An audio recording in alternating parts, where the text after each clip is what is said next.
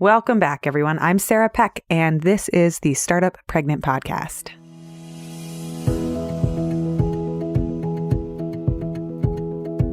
Did you know that your personality can influence not just how you react to the world, but also the success of how you work with other people and who you hire and more?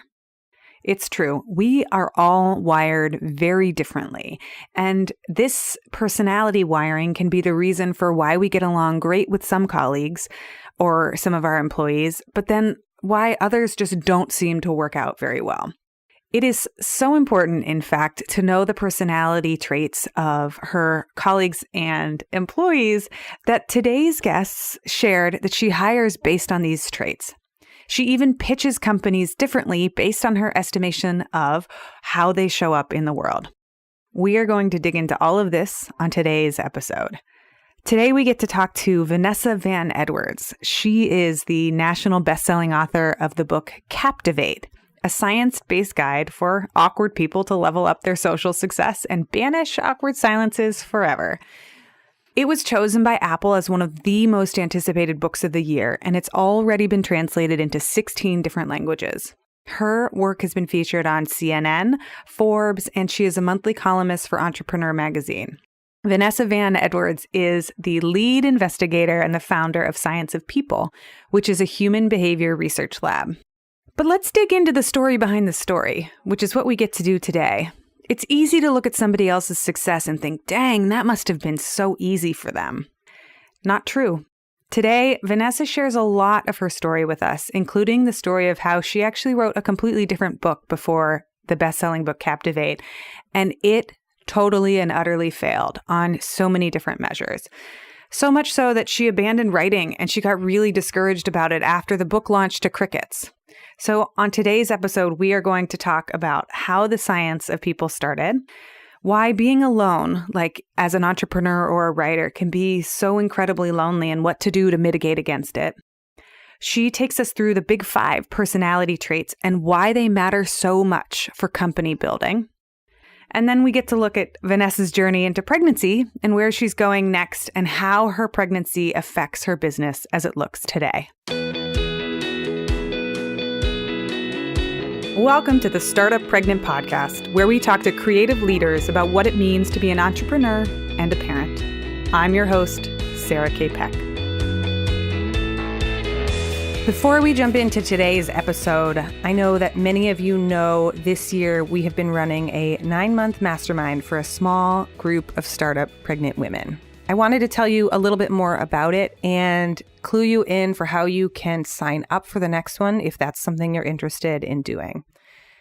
We have a small group of women that are coming together to have deeper conversations around motherhood, pregnancy, fertility, entrepreneurship, business building, family, and all of the complexities and challenges that go into each of these things and trying to do them in overlapping ways. We will be kicking off the next round of the Mastermind in the spring of 2019. If you are interested in gathering with other women for open, honest, and deep conversations around what our lives actually look like, not hiding parts of them, not pretending that we're not pregnant, not pretending that it's easy, celebrating the great stuff, all of that, then head over to startuppregnant.com/mastermind. You can get on the wait list for when the next round of applications open. And I have a free email series that walks through how I structure the mastermind, what a mastermind is, how it works, how much it costs, so you can learn more. I'm not going to keep these things from you. I will tell you all about how it works and exactly what we do. And then if it's the right fit for you, sign up and apply and join and make your own masterminds, because I so believe that there is power in women gathering together and having honest conversations where we witness each other in our lives, in our hopes, and in our struggles. The link is in the show notes. If you are out walking around listening to this right now and you can't write it down, it's startuppregnant.com/mastermind, and that will give you all of the information that hopefully you are looking for. Okay, let's get on to today's episode.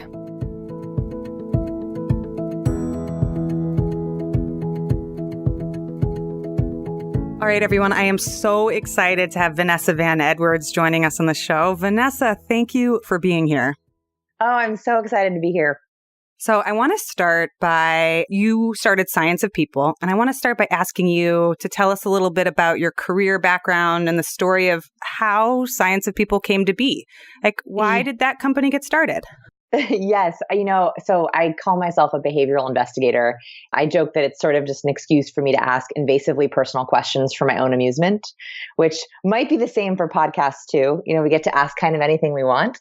Yeah. So basically in our lab, I try to figure out what makes people tick from a science perspective. I was a recovering awkward person, still am in recovery, I suppose. I'm always trying to understand kind of the science, the framework, how we're wired and how we can optimize it. I loved books like How to Win Friends and Influence People, that classic book. I read it and I was like, where is the research? Where's the science? I like formulas. I like blueprints. And so the lab is a way to try to add some frameworks and science behind the mystery that is being human. So were you a researcher before this company was born? And I'm really curious, like, when did you know that you had a business? Yeah. So actually, I started as a journalist, so kind of a researcher. What I was doing is I was writing a bunch of articles for different online outlets, a couple of print magazines, and I love the pop sci, right? So I would go into the database, the latest database, and look for big new research studies. I found that it was really easy to get picked up articles if I did a new study. So I would find the study and I would cover it, take a little nugget, and then pitch it to an outlet. And that worked really well. And I noticed that the articles that really hit well, that got lots of shares, were when I added some kind of experiment to it. So for example, there was one ridiculously silly study that came out about how looking at pictures of puppies makes you more productive. Which is like, who got a grant for that? I don't know. But I found that study and I was like, I'm going to try it, right? I'm going to do this while I'm writing this article. So I wrote the article about the study. And then I also was like, every time I got writer's block writing this article, I looked at a picture of a puppy and I kind of made it funny. And that article did so well. And I realized, okay, people don't just want the science. They want a little bit more than that. They want to see it applied. They want a little bit of applicable science or action steps. And so very slowly, I started doing bigger and bigger research to the point where I realized, wait a minute, I actually can make a business out of this by doing courses, by doing corporate trainings. And that's because people were asking me for it. So the bigger the research studies got and the more applicable they got, the more people would reach out and say, hey, do you have a book or do you have a system about with this? Or have you ever done this with this study? So it was a slow transition from being just a writer to actually being an experimenter. I love that story. And where are you today? How many people do you work with? How big is the lab? Can you give us a sense of the company that you're running now? Sure. Yes. So we are based in Portland, Oregon.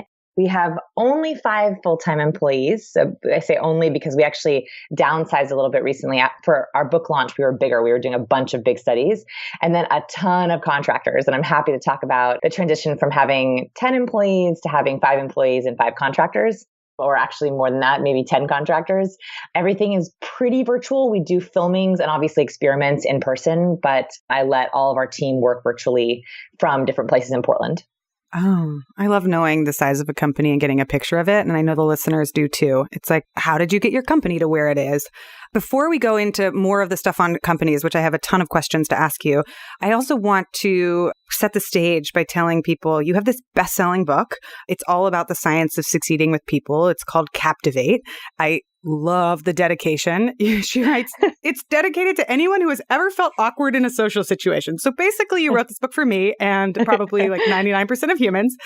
That either resonates with people or they're like, awkward, what's that? I'm like, you're not my person. You're not my person. Okay. We won't get each other. That's really funny. And for people, if you haven't read the book, she talks about how to make a great first impression, how to read people's faces, how to connect with people. And there's so much, I'm going to link this in the show notes. There's so many good YouTube videos explaining all of how to connect with people and what to ask. And I have geeked out on it for a long time.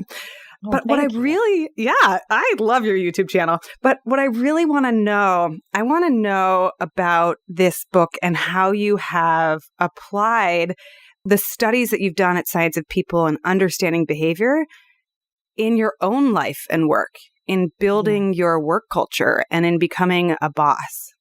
Yeah. How have you, go ahead. I've asked a million questions. Go ahead. No, yeah. Well, what's interesting about it is that was actually a aha moment for me in my own career. And one of my favorite things to think about, and I always ask other founders this, I'd be curious for listeners, like what were the biggest aha moments in your career? And they're usually some kind of a turning point. And oftentimes they don't necessarily have like a physical manifestation. Like my aha moment wasn't my book launch, right? My aha moment came many, many years before that. And one of the biggest ones was I got into this work really for the social aspect of things. So like I would walk into a networking event and like have that pit of like, I don't know anyone. Where do I stand? What do I say? And so like in the beginning, it was, okay, where should I stand? What's the best conversation starter to open a conversation? How do I carry a conversation? Very, very social. The framing was all social. And that was working great. As I was doing research, it was really easy to do speed networking experiments and do conversation starter experiments. What I didn't realize is that a lot of that science also applied to my social work life. And by social work life, I mean the process of my online brand. So like my voice on social media, hiring, especially contractors. So in the beginning, when you're just a single solopreneur, which was really exciting years, you're hiring as minimally as possible. You're like doing the bare minimum, what you really just can't do yourself. And so in the beginning, it was like, I'm very bad at image creation. So it was like graphics. I needed a little bit of help on video editing. So I was hiring contractors, and very regularly it would go terribly. Like very, very regularly, I would hire someone and either I couldn't find the right fit, or I would hire them and it would turn out very differently than I expected. And so my biggest aha moment was that everything that I was doing socially should and needed to be applied with everyone I was hiring. And so the biggest one was when I finally put it together that personality is not a nice to know, it's a need to know. So I've always liked those personality quizzes, like which Harry Potter house are you? And Myers-Briggs and Enneagram. I've always loved those personality tests. What I didn't realize is actually personality is an incredibly robust science. So the only personality science that's really backed by academia is the big five. As much as I love Myers-Briggs, as much as I love DISC and Enneagram, those actually don't hold up super well in double-blind studies and academic studies. The only one that really holds is the big five. So the big five are your openness, your conscientiousness, your extroversion, your agreeableness, and your neuroticism. It spells ocean. And I realized that if I could solve people's ocean, everyone I met, especially people I was working with, everything about their decisions, their actions, and their behavior not only became more understandable, but also became more predictable. And so I started to make it so that every single person who came on the team, not only did I know their personality traits, but they knew mine and we all knew each other's. And that was a huge turning point in the business. And I'm happy to go through any of and all of those if you want in detail for listeners as well. I do, because it's so interesting to learn about, and I think it's contextual because I'm probably going to ask you a lot more questions about it. Yes. Can you talk about it in terms of maybe your own traits? Like how did you learn about your own personality or someone you worked with? Yeah, sure. So for the ones I think we could focus on now are the three that I think come up the most often in professional settings are openness, conscientiousness, and extroversion. Openness, that's the one that I think was the most helpful for me. So I'm very highly open. I start a lab. I love new things. So if you're very highly open, see which one sounds like you. So if you're high in openness, you are very adventurous. You love trying new things. You get really sick and tired of the same old habits and routines. You'll do something different just to shake things up. If you're low in openness, you love ritual, you love habit, you love routine, you love having your systems and the way that things are always set up. The biggest way to know is when you go to a restaurant, do you order the same thing every time or do you try to order something new? That's a very easy way to know if you or someone else is high in openness. So I always thought that was interesting socially, right? Like, it's great to have a partner who balances your openness because then you both want to try new things together. It's great to have a friend who balances your openness because then you also have the same tolerance of trying or going to new places. In work, this is interesting because it very greatly affects adoption of new ideas. So for example, I'm high and open. So when I pitch clients, like when I'm doing pitches or elevator pitches or presentations or I'm negotiating, I tend to focus on all the latest and greatest new things, right? Like I would write articles about the newest study. I would pitch a client and say, this new system will revolutionize your sales training. But if you're a high open person and you're pitching a low open person, that newness actually terrifies them. Oh. So all the things that I'm like offering as a great new amazing thing, they hear oh my gosh, what's going to happen to my tried and proven routine? This is going to shake things up in a way that I don't like. This is going to put me out of my comfort zone. And so we lose more pitches on partnerships because we're pitching with our own openness as opposed to appealing to theirs. So how would you pitch to somebody that's more closed to you? What would you do instead?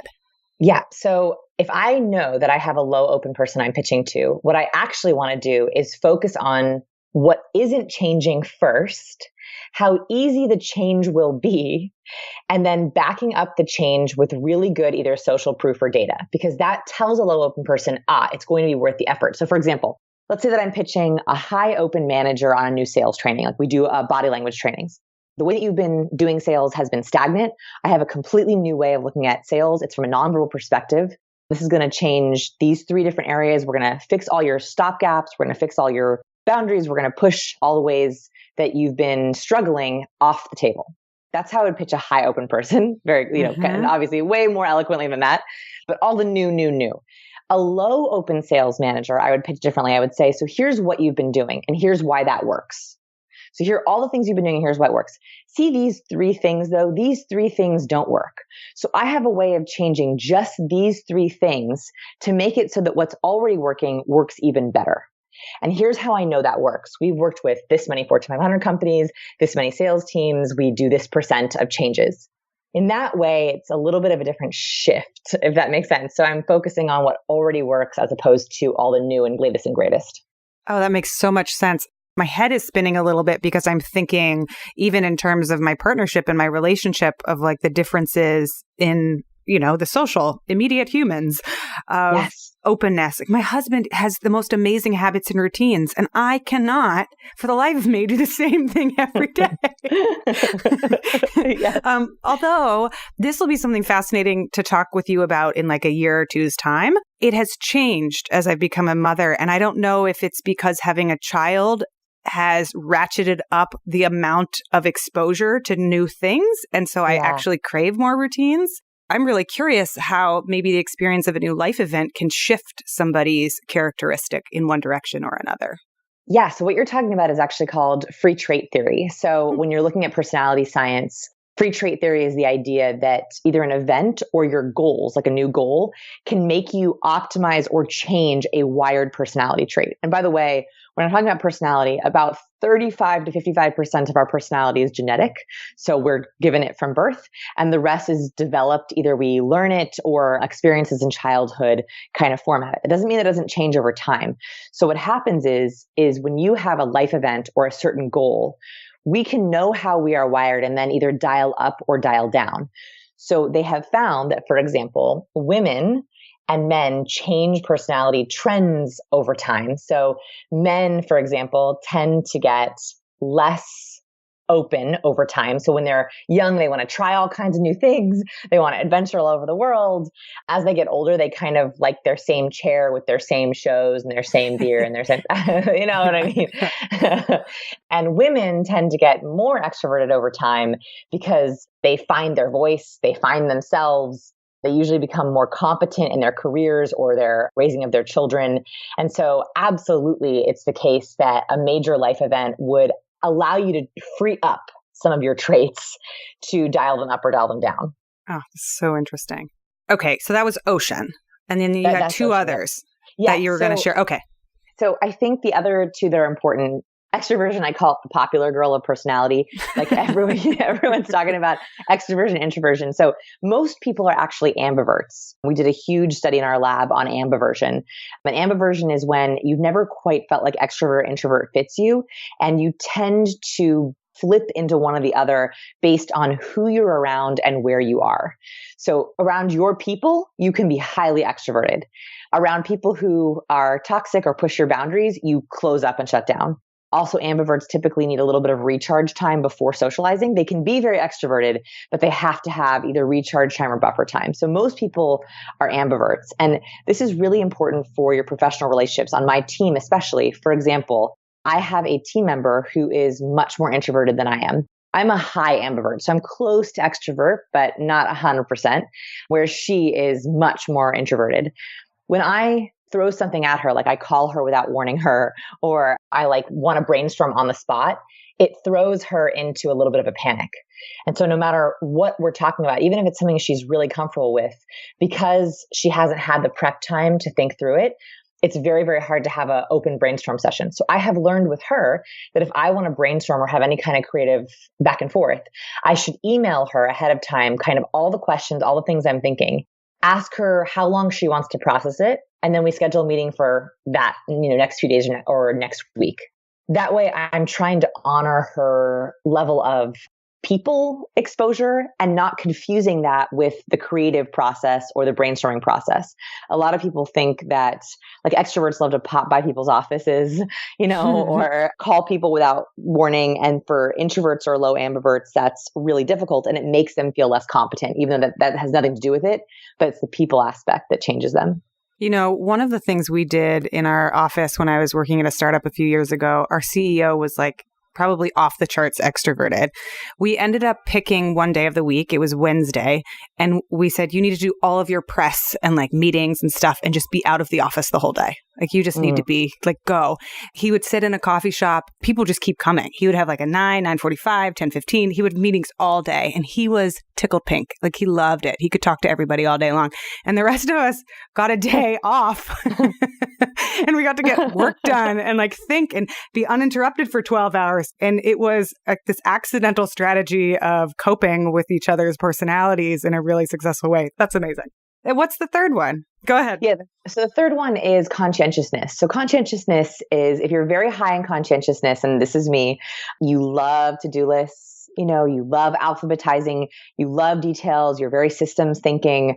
I like to joke that like I get an adrenaline rush from alphabetizing things. Like I put things on my to-do list just for the pleasure of checking them off. You know what I mean? Like that is my conscientiousness. I love my to-do list. It thrills me.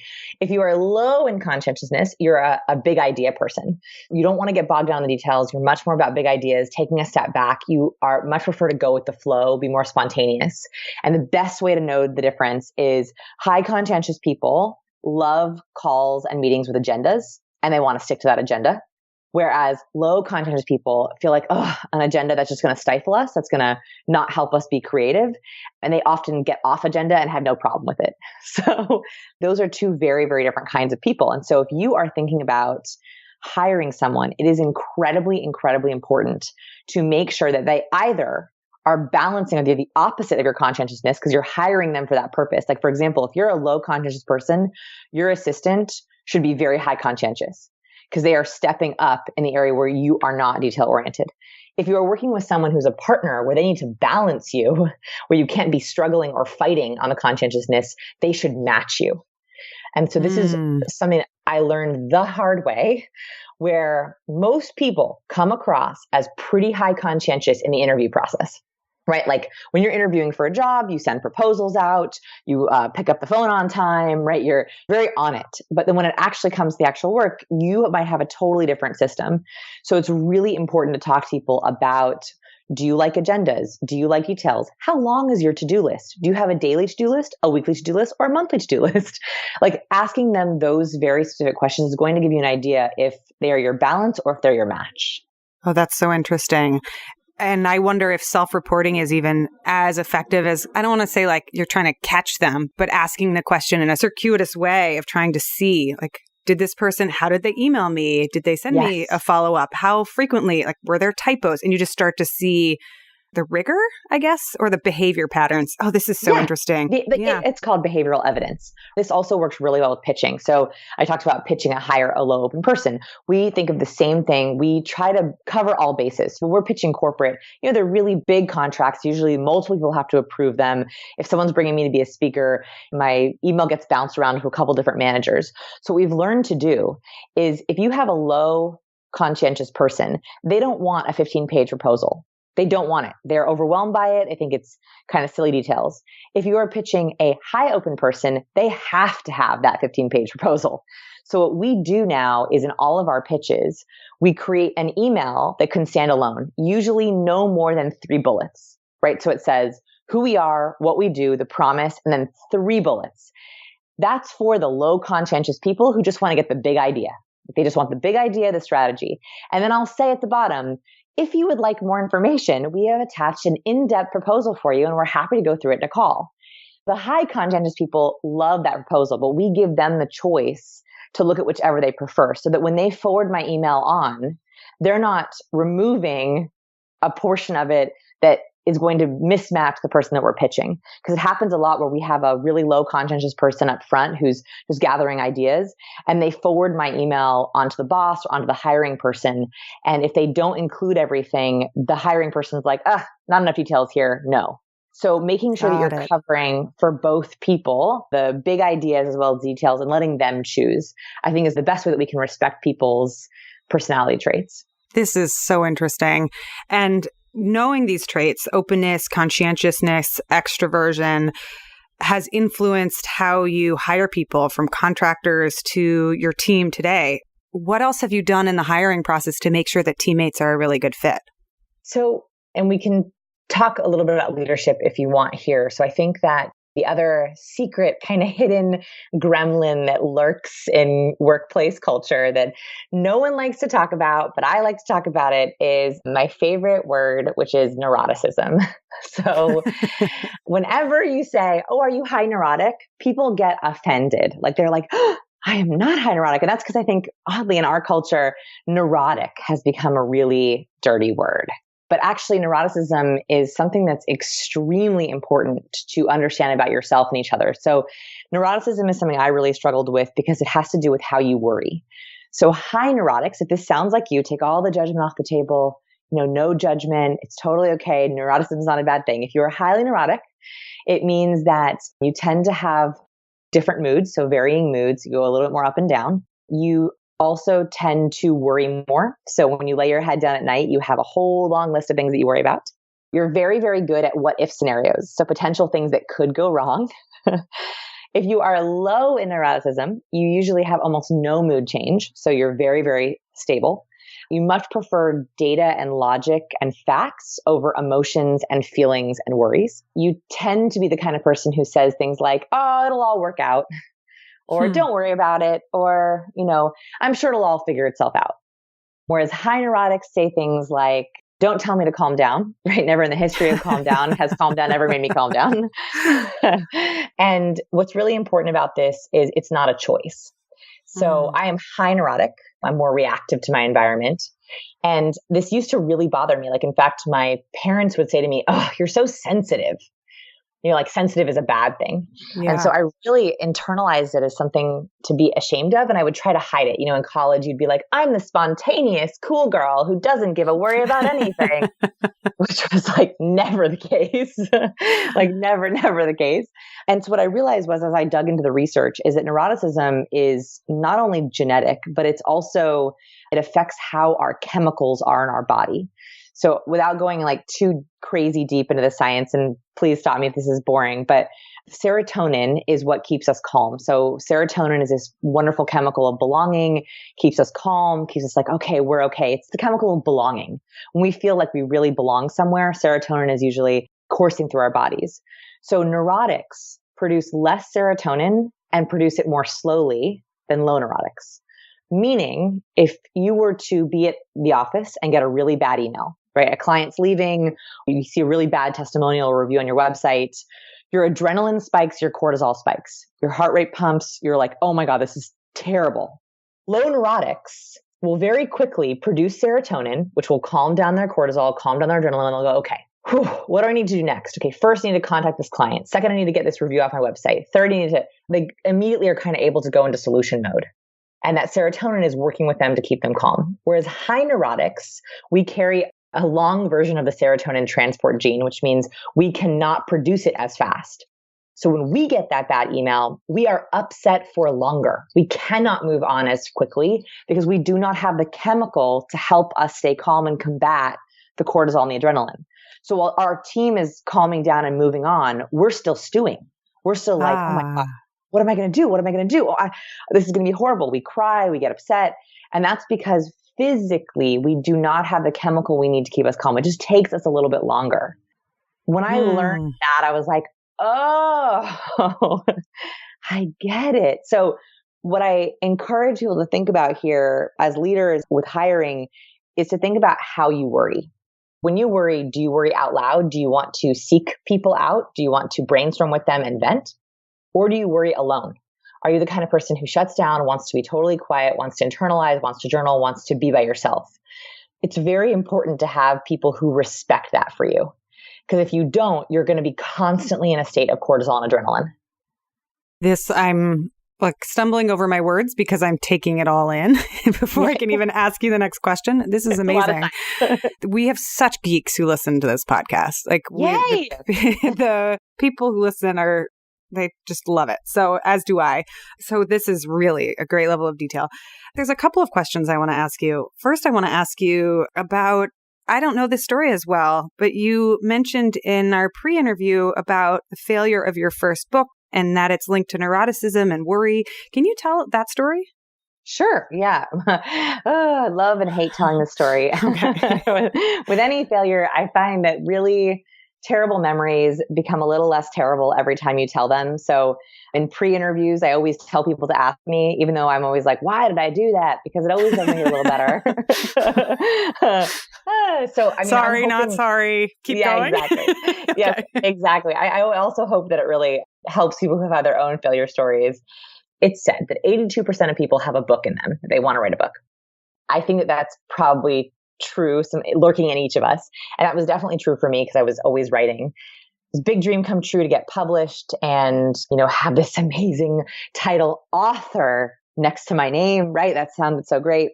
So got a great book deal with a major publisher and was so excited about it and wrote the book that I think I was supposed to write, which was a big part of the problem. My publisher was very specific on what they wanted from me. And I, as a people pleaser, totally tried to match it. The book came out and I thought my life would just change and everything would be amazing and my business would take off, and nothing happened. Like literally no one bought it. Nothing happened. It just didn't move. It didn't sell. No one read it. I mean, it was the most devastating experience because it felt like I had worked so hard at this. It was this huge dream and it ended up being a little bit of a nightmare. What happened was, it turns out that my publisher had actually used a stock image, and there was a similar book in the same demographic that had come out a year earlier with the exact same cover. Oh, no. Yeah, it was like horrible. And so I was on a podcast and the interviewer was like, I noticed you have the same exact cover as this competitive book that came out a year ago, but that book was better. I mean, it was just a nightmare. And so it was one of those things where for probably 6 months to a year, I just doubted everything. Like I couldn't work on my business anymore, had no desire to write, stopped writing completely, ended all of my contracts, all of my magazines and outlets. Just thought, you know what, maybe I'm just gonna, I actually was thinking about becoming a police officer. Like that. I was like, maybe I'll take this and just totally change careers and I'll never write again. That's how bad it was. And I think that as a neurotic, what was happening in my body was this really, really bad downward spiral. And I've now since read about this chemically, that when you have a bad event that happens, it can trigger this very, very bad chemical spiral in your body. So you begin to produce cortisol and adrenaline, which inhibits your metabolism. You stop doing all the things you once enjoyed. I stopped working out. I stopped writing. I stopped seeing friends because I was also horribly embarrassed. Right? Like I was so embarrassed about this book and all my well-meaning friends were like, how did the book launch go? And I'd have to be like, it went horribly. And so I stopped seeing friends.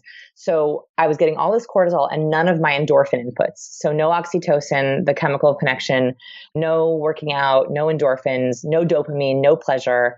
And so it was this really, really bad downward spiral. And if this resonates with you at all, I really, really recommend the book, The Upward Spiral by Alex Korb.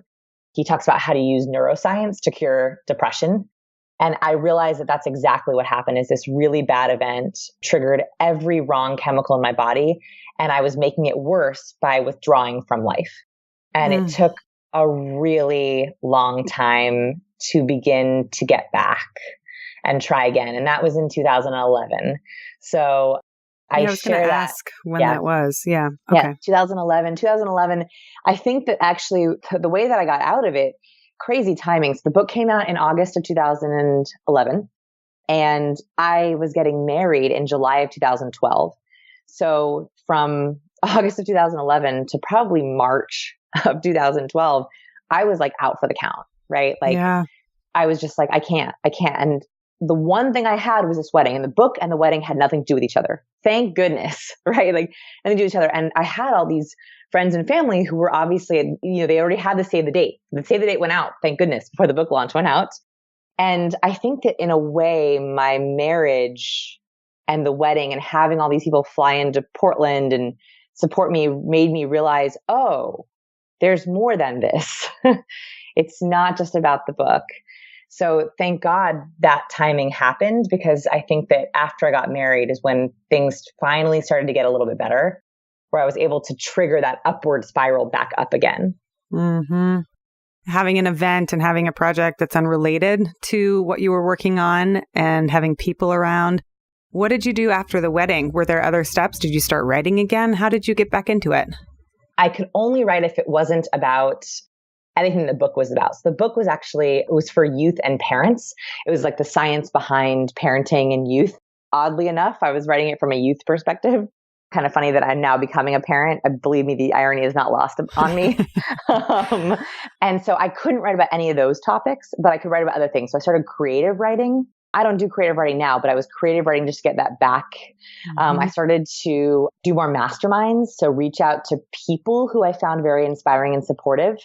That was really helpful instead of working so much alone. As a writer, as an entrepreneur, we can be alone a lot. And so I started to reach out to more people, going to more networking events, going to more masterminds, and having inspiring, hustling people around me was infectious. I kind of caught their hustle. I caught their heart. I caught their excitement. And that really helped trigger my own feeling of like, oh yeah, I like hustling. I like starting a business.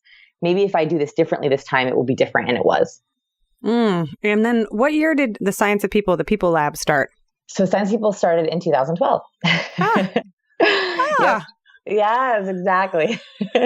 Isn't that interesting? So 2012 was when I finally started doing the journalists. I reached back out to a couple of the editors that I had liked working with and said, hey, I'm doing a little bit of a different niche. I'm writing a little differently. I would like to write about science, if that's okay. I pitched a couple articles, and that's when all that started to happen in the second half of 2012, founded the company. And I'm very grateful for that failure because it let me reset. And it was a horrible way to reset, but it let me take a step back and completely start fresh. And I literally got to start with a new name. I mean, I remember my husband saying to me, do you want to take my name? Do you want to keep your maiden name? And I remember so clearly being like, I need a complete reset. Like I need a different name than the person who wrote that first book, because it wasn't even me. And so I literally got to start fresh with a new company and a new name and reset completely from the beginning. That's so cool. And then you've been running this lab for 5 or 6 years now. And the book Captivate came out in 2017. Yeah, 2017. Yeah, exactly. And I said I was never going to write a book again. I was like, I'm never doing that. I'm never doing that again. And I was speaking at a conference. I don't know if you know this conference called World Domination Summit in Portland, Oregon. I did a main stage talk on neuroticism. So I was talking about neuroticism, talking a little about body language. And my now editor, who works at Penguin Random House, Nikki Papadopoulos, came up to me backstage and she said, I want to publish your book. And this was in 2015. And I was like, not again. Wow. And she convinced me. She emailed me. She's like, we will write the book that you've always wanted to write. She's like, it'll be your voice. You will write exactly what you wanted. And she was right. And I believed her. And this time, this book completely changed my business. And so I think that I had to write the first book, and it had to fail for me to write the book that I always wanted to write that actually is helping people. And this book became a big bestseller, yeah? And it's with Penguin Random House? Yes. And we were in 16 languages, and it's selling like bonkers. It's like one of those things where I still cannot believe it. Like we just got a big box of the book in Japanese and Chinese and Russian and Turkish.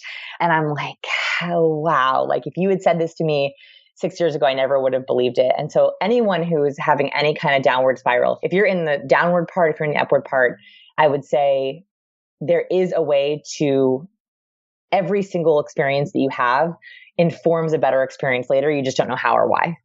Yeah. I mean, it's so hard when you're in the twilight zone and in that thickness of it not working to even hold that possibility. It seems unfathomable at times. Mm-hmm.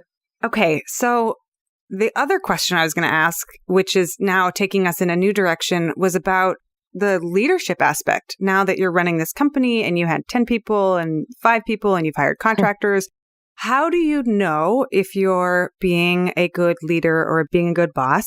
And how have you applied some of this research to changing the way that work looks? Yeah. So I think the most interesting studies have to do with what's called psychological safety. I don't know if you've heard about this concept before, but it's this idea that we need to feel psychologically safe in our work environment. And so I think that as a leader, my biggest challenge has been trying to create an environment that is high open. So we're trying lots of new things all the time. We're taking lots of risks. Like when we do experiments, we don't know what's going to happen. We do big investments in projects. We don't know if that's going to come through.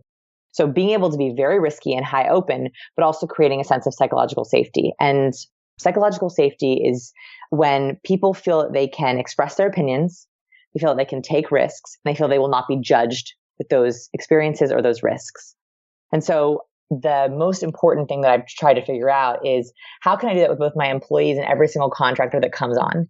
Because the problem is if you don't have psychological safety, people are afraid to be honest with you. They're afraid to give you the bad news.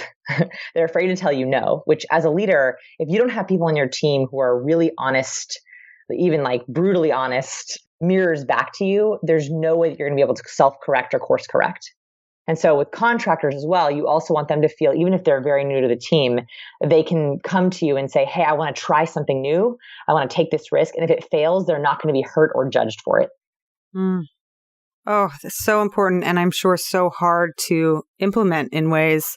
Do you have specific ways that you make sure that you are continually cultivating this atmosphere? And how do you gut check yourself, especially as a founder and a CEO? I think it actually has to do with structure. So structure provides its own sense of psychological safety. And what I mean by this is like, so if you have a system for submitting new ideas or experiments, it feels like it's accepted, right? But if there is no system in place or no way for a contractor or employee to submit new ideas, it feels like it's not accepted at all. So it's setting up different structures that reward and create space for someone to try out risks and get feedback. So in your company, even if you only have one other person you're working with, there should be a structure in place for any time they have a new idea or something they want to try. So for example, in our lab, we have a weekly team call, and then we have specific questions that we ask every single time. It's a game, and I have this on my YouTube channel if you want to play it with your team. It's called Start, Stop, Continue. It's my favorite thing that we do, which is first we start with stop. So we review everything that we're working on, and we're like, okay, is there anything that is not working? And this is a safe way for someone to say, you know what? I had this idea 6 months ago, but I am just not seeing it work, right? We're either losing money or students aren't liking it, or it's just not flowing. It's a very easy way for someone to bring up a stop without any kind of judgment. The second thing is continue. And most things fall in continue. Like, yes, this is working. We want to keep trying it. And the last one is start, which is given everything you've learned in the last week or month, is there anything new that you want to try or start?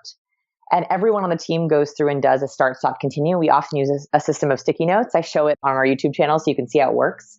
That process is incredible with both teams and partners. I do this with my husband even as well. Like, we don't do this that often, but we'll do it usually at the new year or on birthdays, where we'll say, what in our life should we stop? Like, what is not working for us? What should we continue? What's been amazing this year? And what should we start? Like, what do we want to bring into our lives? And so I highly encourage you doing start, stop, continue with everyone in your life on a regular basis. It brings in that kind of psychological safety. Yeah, because having the structure allows you, it's less nerve-wracking than saying, it would be great if you would stop doing this thing that really bothers me. Instead, you're like, okay, we're just going to have these 3 questions. This is the structure. We know that that's coming. Yes. That's great. Yes. And also, like, what happens when you don't have the structure is this. I've been in a lot of business meetings where this happens. Maybe this sounds familiar, where someone's like, can I just bring up one more thing? I know we're done. I'm sorry, just really quickly, right? And they begin to apologize to sneak in this one thing that they've been thinking about for weeks, but they've been afraid to bring it up. Yes. This reminds me of an exercise I learned called red hat, black hat. And you go around the table and the first thing you do is everybody comes up with something positive. You know, someone presents a new idea and everyone puts the black hat on and they say, what I really like is this. And every single person has to come up with an idea. And for introverts and extroverts, you can give people space to brainstorm and think and write it down and then share. And then you put the red hat on. If you're like default positive, you have to come up with both. You have to come up with something bad about the idea. And it also takes, like, instead of the people who are like always the curmudgeons, you're like, no, everyone has to, like, that one's, they're always pointing out something wrong with this. It kind of brings it all like to an equal level. It's a really fun way. I like getting feedback. And it forces you, it's like, I can't think of anything positive about this. It's like, think. There's got to be one thing. Sarah, we should do a YouTube video on red hat, black hat. That's so good. Oh, okay, we'll do it. Okay, so I don't mean to like surprise everyone listening, but Vanessa is also pregnant while we're recording this. And yes. I can't not get to that as a topic while we're doing this interview. So tell us about your parenting journey and how you got here and where you're at today at the time of this recording. Sure. So I'm 34 weeks pregnant. So 8.5 months pregnant. Damn, girl. I have to say that. I'm like real pregnant, pregnant. So I like to say this is the part of the pregnancy. I've done this every month. This is the part of the pregnancy where my nipples feel like they're taking over the world. That's one thing that's happening. They are expanding faster than every business that I've ever grown. It's really amazing. I wish I could learn from their growth patterns. Second, it feels like everything is a workout. Washing my hair is a workout. Getting in and out of bed is a workout. We're at that point in the pregnancy, which is very exciting because it feels like she's close. It's a little girl, still so far away. That's where we're at in the pregnancy now. And what's funny is the timing of the pregnancy was really right. I feel very lucky that I actually worked out that way because I always was not ready. I knew I wanted kids, but was like, not ready. And I was like, will I ever be ready? And people always tell you, they're like, you'll never be ready. Just do it. And so that always terrified me. And I will say that there was a point where I was actually ready. It was right after Captivate came out. So Captivate came out in April of 2017. And immediately we hit really high pre-sales. So I knew it was going to do well. The first week we hit the bestseller list. And this weird thing happened like in my body where I was like, I'm done. I've proven it. I survived this book launch. I'm not done with my business by any means, but it was like, okay, like I've recovered from 2012 in a weird way. Like it was like, it took me that long to come through. And my body was like, I've proven this to myself. Like I can do it. And now I don't need to prove it anymore. And so in that week, I mean, literally, like my book came out April 25th of 2017. We found out about the bestseller list on my birthday, May 5th. Literally on my birthday, woke up and went to look at the newspapers. And May 6th, I was ready. like it was literally like, I think there was something psychologically I had to like finish that part of my life. And so we started trying kind of very casually that summer. I had my TED Talk in June and a couple other big speaking events that summer. So we were still like, okay, let's finish the book launch stuff. And then found that I was pregnant in end of October, early November. So it all happened pretty fast, but I think I was finally ready for it. It took me 33 years to finally feel ready for it. Yeah. And this like big emotional, psychological work moment. Almost this big hurdle, this big mountain. Wow. What has pregnancy been like for you? Like, how has it been first trimester, second trimester? Now you're almost towards the end. What has the experience been like? Yeah. The first trimester was very hard in the sense of people do not tell you the truth about morning sickness. Morning sickness is all day sickness. Yeah. What? Like no one ever told me that. So that came as a really big surprise. Now, I will say that I was so ready and excited to be pregnant that even while I was vomiting, I felt like it's a privilege. And that's a really ridiculous thing to say. But I did feel like at least I was pregnant. Like I was like, it's worth it. It's worth it. There was like this moment we were in Australia over Christmas, and it was one of those really bad morning sickness days where I was vomiting on the hour every hour. I didn't know this, but like there's food poisoning vomiting and then there's pregnancy vomiting. And pregnancy vomiting is almost like your baby is just like pushing the vomit out of you. It's like Yes. the most violent thing ever. And I was in public sitting outside of the pool in Australia, and like moms were walking by and they were like, it's worth it. It's worth it. Like that's what people were saying. So the first trimester was hard, but it was doable. And then it's funny, you immediately forget. Like as soon as I got better, I think, week 13, it was like, oh, that wasn't so bad, which it was bad, but somehow your body just forgets. Like it's amazing how the chemicals work. And the last few months have been great. I have gotten some really well-meaning advice, but I also realized one thing that I wish I had kind of known was that I feel like all of a sudden when you're pregnant, your body becomes a blog. Like people want updates, like anyone can comment on it. Yes. Like people tell you if they like it or not. Like all of a sudden what was like people couldn't look or comment on your body, all of a sudden like people are texting you like, how's this part of your body? How's that part of your body? You're looking great. You're looking big. You're looking small. You're looking fat. You're looking pregnant. Like all of a sudden, like your body becomes sort of a piece of the public. It's very, very weird. So that was the one thing that was like really shocking to me. I love the way that you just said that because it is so strange and so weird, and people project onto you so many different things. The thing that annoyed me the most is when people would rub my belly. Like, especially, I don't know if I should say this out loud on the podcast or not, but I will. Like old men with pot bellies would rub my belly. And I just got so annoyed that I'd rub them back. Yes. And I would be like, this is weird. Like, this is really weird. I wouldn't do it to you. You shouldn't do it to me. Yes. And they feel totally justified in doing it because all of a sudden your body is public. So I have a really good comment that usually works to get people to not touch you. So if you see someone coming out to touch you or like reaching their hand out or they touch you already, what you can say in a really playful way is, oh no, the baby's sleeping. No touching, please. Oh, I love and that usually works, like especially for old Ben or like well-meaning grandmas. When you say, oh no, the baby's sleeping, no touching, right? Like they kind of laugh and they get it. So like that's what I say whenever I see someone reaching out. Oh, the baby's sleeping, the baby's sleeping. They kind of get it and they don't touch you. That's a good one. Yeah, it's really easy. Yeah. Oh, that's great. So how are you navigating this as a founder and with multiple employees? And talk to me about whether or not you're taking maternity leave or parental leave and what has changed in running the business because of this. I love listening to your podcast because I think that a lot of fellow founders struggle with this. One of the harder parts of pregnancy has actually been the pressure as a founder with my employees and my teammates. Not that they are putting pressure on me. They are not putting pressure on me at all. It's the pressure I am putting on myself to be some kind of a role model for my other employees.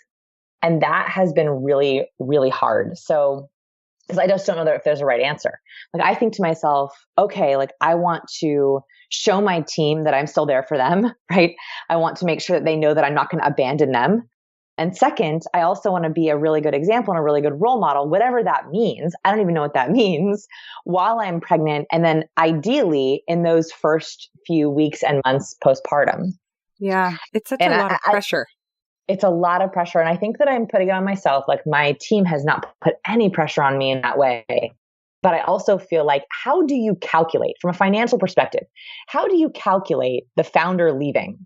Like, I don't even know what that formula looks like, right? Like, so when I sit down to think about maternity leave, or I sit down to think to myself, should I take time off even before the baby comes?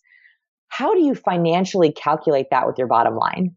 Like, is there a formula for that, right? Like if I don't do speaking events for 6 months or 3 months, or I do speaking events, but I don't do podcast interviews, like how do you calculate absence? And that's, I think, that the place where I'm at right now, which is trying to put a number on something that is very, very hard to quantify.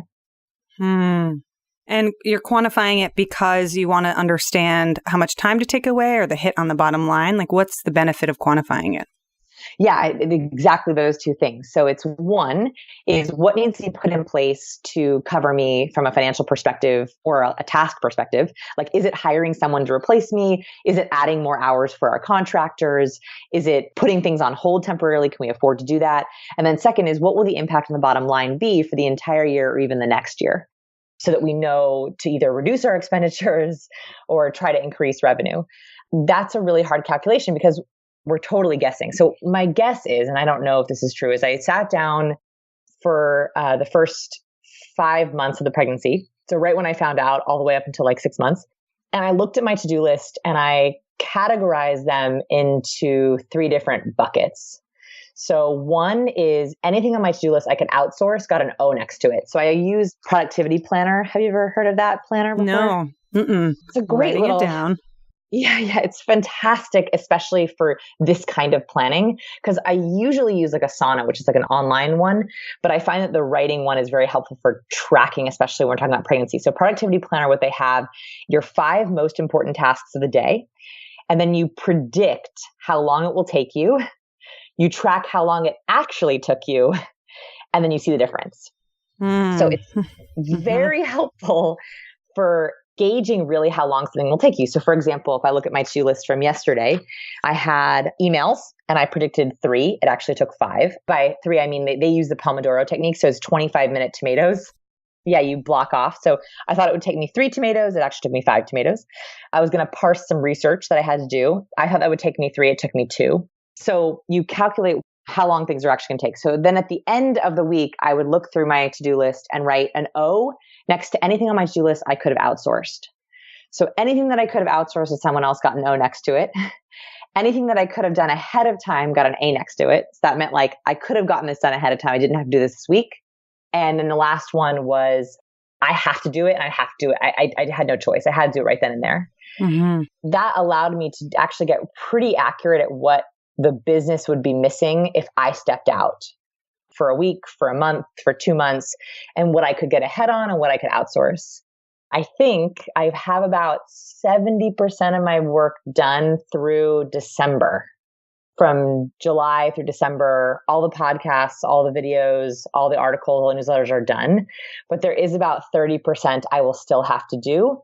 I just will have to fit that in flexibly. So I don't think I'll be taking an official maternity leave, but it's that 30% is pretty flexible. If that makes sense. I don't know if that makes sense. It makes a ton of sense. And I always find this so interesting. And I'm so glad that you came on the show now at the stage you are in your pregnancy, because something that I think is like a missed opportunity in business is getting this data in the first place. Like your pregnancy is a big research project, because how many founders calculate and know what their bottom line is? Like they don't. And it actually might take a leave for us to start to quantify and systematize and figure out. And you having that information, while you may, and you might not, this is what's going to be cool to see in the next year or two. It may have a hit on your bottom line. It may not. And it may be really interesting to see how you adjust the work that you do and you think about what's important. I mean, these are questions that are like at the heart of Startup Pregnant right now. Just what are the opportunities that we're not even seeing in having pregnant women and founders and women, right, at the helm and making decisions in a different way? Like, I think it's just a cool research project. 100%. I feel like I understand my business now better than I ever have before because I've actually looked at it. So it was such a gift to be able to have a reason to track. If you had told me not pregnant that I had to do all that tracking, I would have looked at you and been like, why? I learned so much about how inaccurate I have been, right? How much I think things will take either too little or too much, how my business works, where my revenue comes from. And then also the big thing, and I'm sure you've heard this quote before, I have it pasted on my desk, which is, are you working in your business or are you working on your business? Love that quote. Pregnancy has an amazing way of forcing you to work on your business as you get ready to leave or not. And so for the first time in my life, I think for the last 8 months, I'm finally working on my business. And that's been a great gift of pregnancy. It's so amazing. And over here, I use the Best Self Planner. I don't know if you know that one, but it's similar, yeah? Similar, yeah. And there's only 3 priorities each day, and I write them down. And I just even having that data of looking back at the end of the week and seeing how long something has been trailing on your list and where your time goes, it's huge for understanding, is what I'm doing effective? Is it working? Just even the smallest amount of data, like writing down one thing at the beginning of the day and saying, hey, the most important thing that I need to do is spend an hour writing or 2 Pomodoros, because I use Pomodoros over here as well, 2 Pomodoros on my book. And I recently bumped them up to 40 minutes because I found the beep in the middle of the writing process so frustrating.